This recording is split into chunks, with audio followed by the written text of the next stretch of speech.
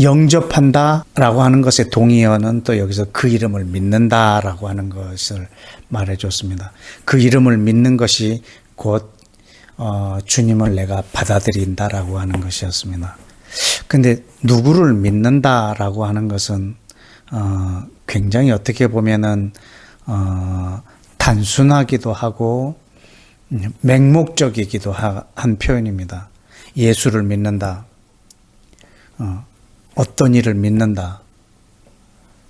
그러나 사실은 더 엄격하게 말하면 그분의 행하신 것을 믿는다라고 하는 것이 더 옳은 표현이겠죠.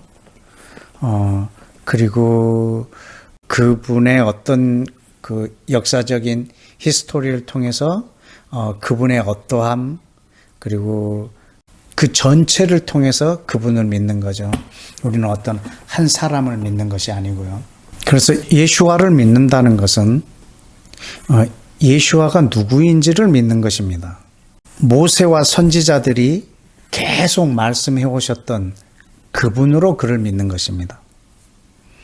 또 조상들에게 약속하셨던 그 약속의 절정으로 오신 그분을 말씀하고 있습니다.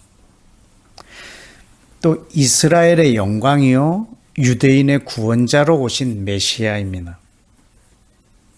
그리고 이스라엘과 맺은 언약을 1.1핵이라도 없이 하거나 변개치 아니하실 그 성취자로서의 예수와입니다.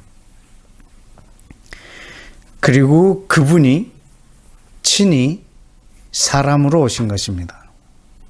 그리고 계속적으로 구약에서 말씀하셨던 복음이 뭐였냐면 하나님이 이 땅을 통치하신다입니다. 그래서 그 하나님이 육신으로 이 땅에 오신 그분, 이분을 바로 메시아 그리스도라고 합니다. 이 예수아가 바로 그 그리스도라고 하는 이 사실을 믿는 것입니다. 선지자와 모세가 말했던 바로 그 선지자가 바로 이 메시아라고 믿는 것입니다. 그래서 예수아를 믿는다고 하는 것은 굉장히 긴 역사를 갖고 그분을 받아들이는 것입니다.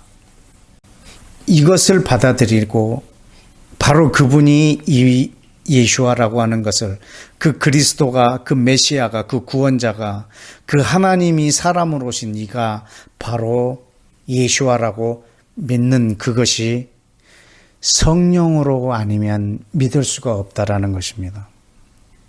그래서 그 거듭난 사람만 성령을 통해서 그것을 거듭난 사람만 아니면 그것을 고백함으로 거듭난 사람만 이 하나님의 자녀가 되는 권세를 주셨습니다. 그러나 많은 유대인들은 그를 믿음으로 하나님의 자녀가 되는 것이 아니고 자기들의 혈통이 그리고 종교적 관습을 행해오던 이 모든 것들이 그 어떤 것보다도 더 강력한 조건들이었기 때문에 그렇습니다. 그래서 유대인이라 할지라도 이스라엘 백성이라 할지라도 하나님의 자녀가 될 수 없다라고 하는 것이 유대인들한테는 굉장히 큰 쇼크였고, 그래서 아까 예수와께서도 너에게 거듭난다라고 하는 말을 이상하게 여기지 말라라고. 왜냐하면 저들은 그 부분에 대해서 들어보지도 못했고 상상할 수도 없었기 때문에, 그것은 물론 21세기 현재 이스라엘에서도 그렇습니다. 그들이 거듭난다, 새로 태어난다, 그것은 바로 이 예수아가 그 메시아라고 하는 것을 2000년이 지난 지금도 그들의 입으로 고백함으로 그들이 새롭게 태어난다라고 하는 사실입니다. 자, 그렇다면 우리 이방인은 어떻게 거듭나는가 라고 했을 때 굉장히 중요한 부분입니다. 우리는 예수아가 나의 구원자라는 것을 믿음으로 거듭난다라고 말하는데 사실은 이 본문에 이 말씀에 비춰보면 그것은 아닌 것 같습니다. 일부분은 맞지만 전체가 아닌 것 같습니다. 유대인들이, 이스라엘 백성들이 자기 스스로가 아브라함의 자손이요 분명히 그 12지파 속에 속한 뿌리를 둔 유대인임에도 불구하고 그들이 마귀의 자녀냐 하나님의 자녀가 되냐 하는 이 조건은 그 이름을 믿는 것이었습니다.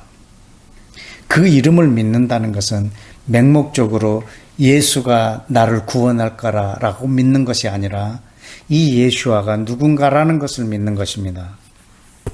그는 이스라엘과 언약을 맺은 것에 대하여 성취자요, 그 이스라엘의 영광이요, 유대인의 구원자요, 그리고 이 모세와 선지자들이 했던 그 모든 언약들의 1.1획도 없애버리지 아니하시고 완벽하게 성취하실 바로 그 메시아라고 하는 것을 우리는 통째로 이방인도 믿어야 하는 것입니다. 그런데 간혹 이방인 중에는 예수아와 이스라엘을 떼어버리거나 유대인과 상관없는 예수아로 보거나 구약이 필요 없는 예수아로 보거나, 그래서 저 예수아만 딱 떼어서 나의 구원자, 내 구주, 나를 돕는 분, 이분을 믿으면 내가 천국에 갈 것이라고 믿는다면 나는 과연 그것이 하나님의 자녀가 되는 조건인가를 생각할 때는 글쎄요입니다. 우리는 예수아가 누군지를 믿는 것이 하나님의 자녀가 되는 조건입니다. 이것은 유대인에게까지도 그렇게 그 잣대를 대셨다면 이방인에게는 말할 것도 없습니다. 우리 이방인도 분명하게 예수아는 유대인의 구원자요, 이스라엘의 영광이요, 이스라엘과 약속한 그 영광을 성취하실 분이요, 이스라엘을 회복하실 유대인의 메시아요, 유대인의 왕이신 것을 우리 이방인이 통째로 믿는 것입니다. 그때 우리에게도 하나님의 자녀가 되는 권세를 주셨기 때문입니다. 민족적으로 예수아를 전체가 다 거절했습니다. 그러나 그 중에서 영접하는 자, 곧 그 이름을 믿는 각 개개인들에게는 하나님의 자녀가 되는 권세를 부여하셨습니다.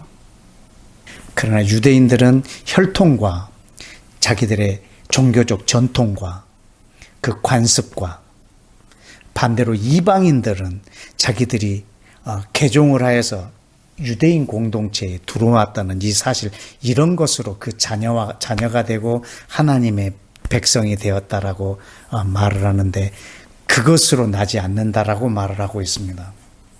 오직 그 이름 예수아가 바로 그 그리스도라고 하는 메시아라고 하는 것을 믿는 것입니다.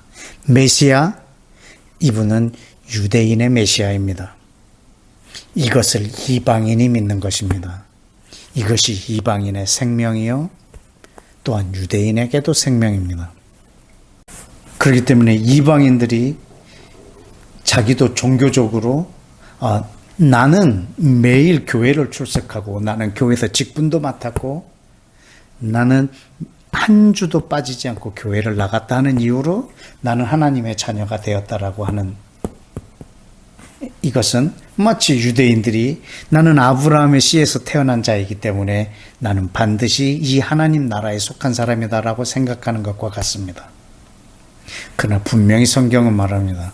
성령으로 거듭나지 아니하면, 그 이름을 믿지 아니하면, 그를 영접하지 아니하면 아버지 나라에 들어갈 수도 없고 하나님의 자녀가 될 수도 없다라고 말을 하고 있습니다.